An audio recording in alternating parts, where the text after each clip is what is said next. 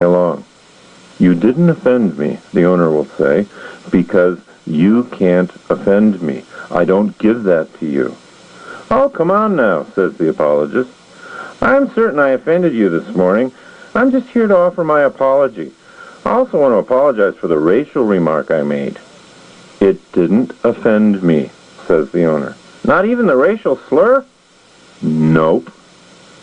Seeing that the person is still not satisfied, the owner might want to add something. You really didn't offend me because you can't offend me. I simply don't give that to you. However, I will say this.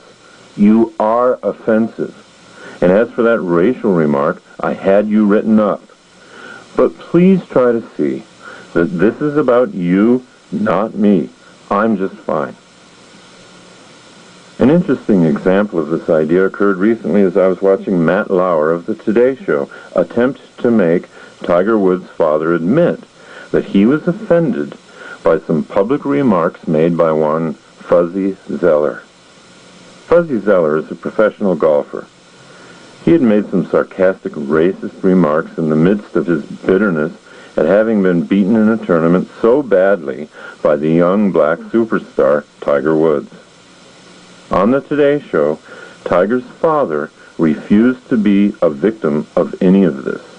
Matt Lauer repeatedly urged him to say how offended he was by Fuzzy's remarks. And he said he wasn't offended. He said the remarks were Zoeller's problem, not his. The remarks didn't bother him in the slightest. But he offended your culture, Matt Lauer said. No, he didn't, said Mr. Woods. My culture's fine. Fuzzy Zoeller's got the problem. I don't. Victim seekers in the media usually feel a little betrayed when their ongoing treasure hunt gets frustrated by a real owner. They become uncomfortable when they can't talk someone into being a victim of something. You could see a slight sheen of sweaty panic cover Matt Lauer's face as the elder and elegant Mr. Woods refused to be victimized.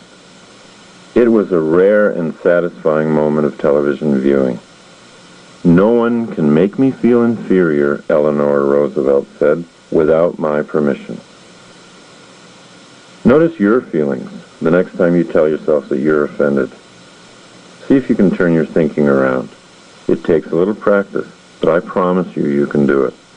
Put the responsibility back on the person who has been offensive. Stand strong in the face of offensive behavior and refuse to be a victim of it. Refuse to have it make you a martyr and someone to be pitied. Turn it back on the person who generated it so they can take it on, not you. You can then invent a self that finds it easy to say, no one can offend me. Because a victim uses internal language that reflects an attempt to please other people, a victim always ends up resenting other people. The victim then tries to get even with the people he resents by talking behind their backs. No one enjoys living a life of living up to other people's expectations. The owner doesn't care that much about other people's opinions. Therefore, the owner does not fear other people. Therefore, the owner is more free to love other people. Even when the owner is in the presence of a maladjusted victim who's trying to lord it over the owner does not get offended because the owner doesn't care that much about what the victim thinks. Owners will use the disrespect of another person as a challenge that can lift them even higher. An owner, like a kite, rises against the wind.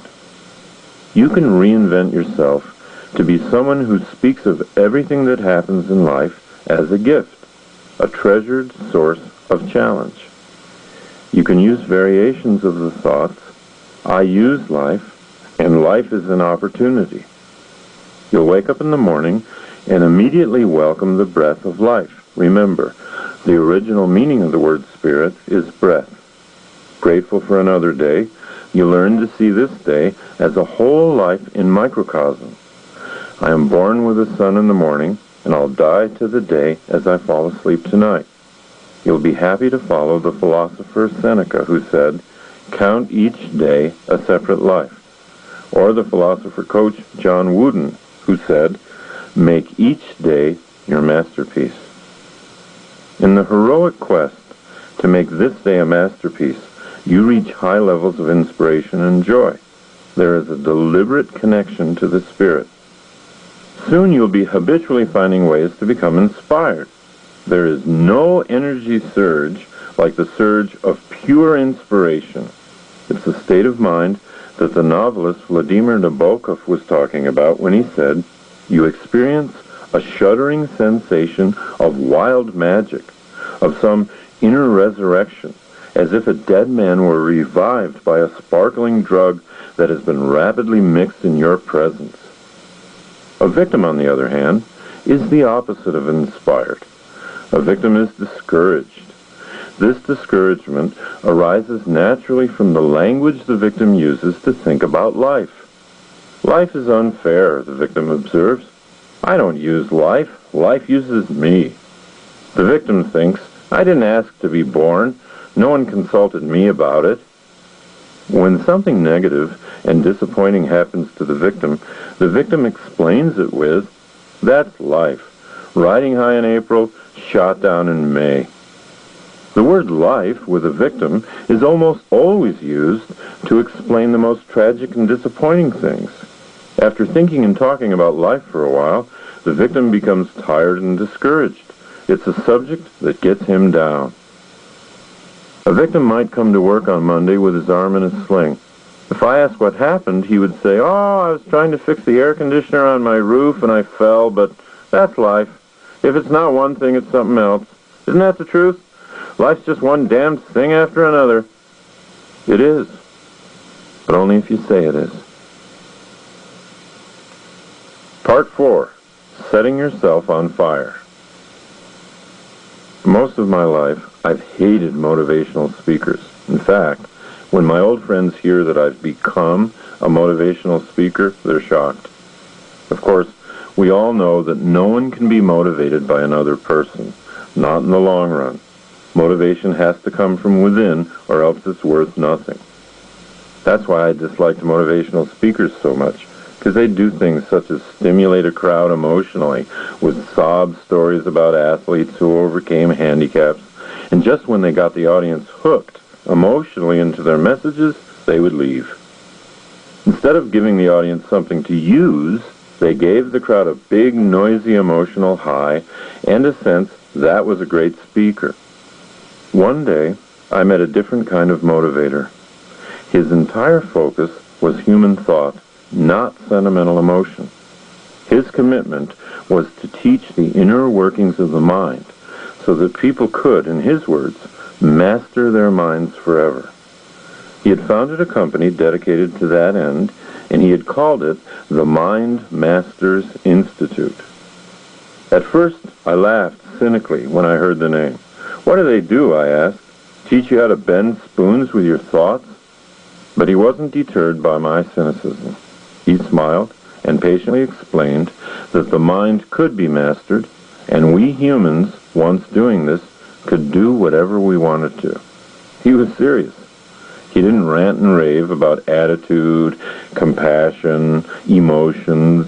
He taught about thinking. While everyone else in the world was telling us what to think, this person was telling us how to think. His name was Dennis Deaton. The first time I heard him speak, it was to a group of car salespeople who were having a bad sales month. I was doing the dealership's advertising at the time, and the sales manager asked me to hire a motivational speaker for a mid-month breakfast they were having for all employees to try to rally the sagging sales figures. I had no idea who to hire because I hated motivational speakers.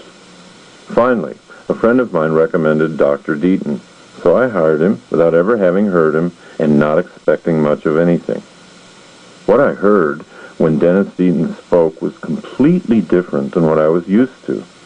He was only interested in one thing, the interplay between the mind and the brain.